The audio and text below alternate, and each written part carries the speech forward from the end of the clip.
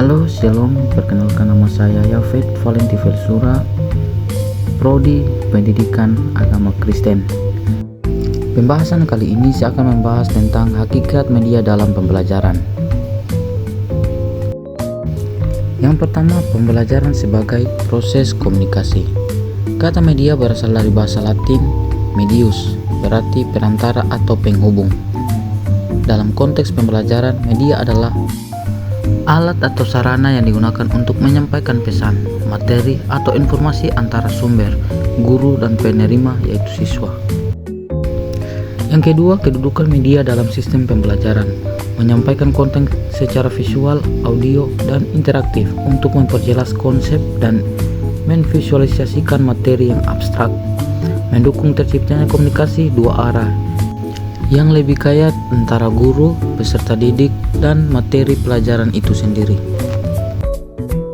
Dan yang selanjutnya, ada manfaat media penting untuk efektivitas, mengatasi verbalisme, mengurangi ketergantungan penuh pada penyampaian verbal guru yang cenderung monoton, mencegah miskonsepsi. Yang kedua, visualisasi konsep, membantu siswa menginternalisasi konsep-konsep abstrak yang sulit dipahami hanya dengan kata-kata. Dan yang ketiga, ada pembelajaran mandiri, mendorong pendekatan belajar aktif dan mandiri, mengubah peran siswa dari penerima pasif menjadi peserta aktif. Yang selanjutnya, ada prinsip seleksi media yang efektif. Jadi teman-teman, pemilihan media tidak boleh dilakukan secara acak. 3 prinsip kunci harus dipertimbangkan untuk memasukkan relevansi dan dampak maksimal. Yang pertama itu ada tujuan dan karakteristik.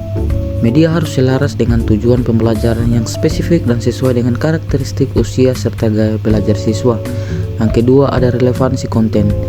Pilih media yang mudah diakses, memiliki kualitas teknis yang baik, dan secara langsung mendukung penyampaian materi inti. Dan yang ketiga, kepraktisan operasional. Pertimbangkan aspek kepraktisan penggunaan, ketersediaan sumber daya, dan kemampuan teknis guru dalam mengelola media tersebut. Dan yang selanjutnya, dampak positif media digital. Jadi, pemanfaatan media berbasis teknologi memberikan keuntungan signifikan dalam meningkatkan kualitas hasil belajar.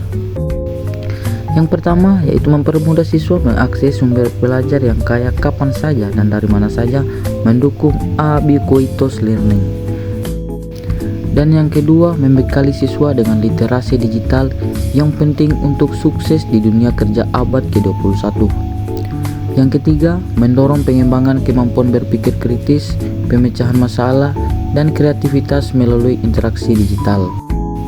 Dan yang keempat, yaitu mendukung proses adaptif, memungkinkan penyesuaian materi dengan kebutuhan dan kecepatan belajar setiap individu. Dan selanjutnya adalah peran krusial guru sebagai fasilitator. Meskipun media semakin canggih, peran guru tetap sentral. Guru harus beradaptasi untuk menghadapi tantangan baru, di mana yaitu guru harus terus mengembangkan kompetensi teknologi, yaitu menguasai media dan pedagogi cara mengajarkannya. Yang kedua, menghindarkan jebakan menjadikan media sebagai hiburan semata.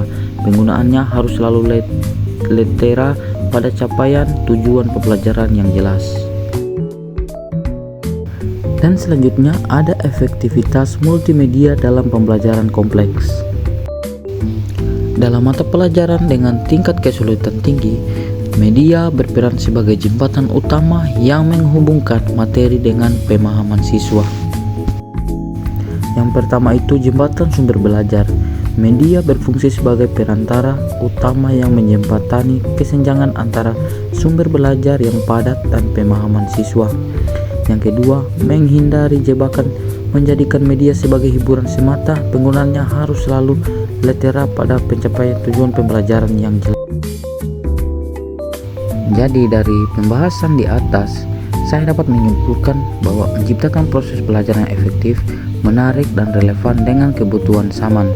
Perkembangan teknologi membuka cakrawala baru untuk terus berinovasi dalam metodologi pembelajaran. Guru dan institusi harus adaptif dan kreatif memanfaatkan media demi peningkatan kualitas pendidikan secara berkelanjutan.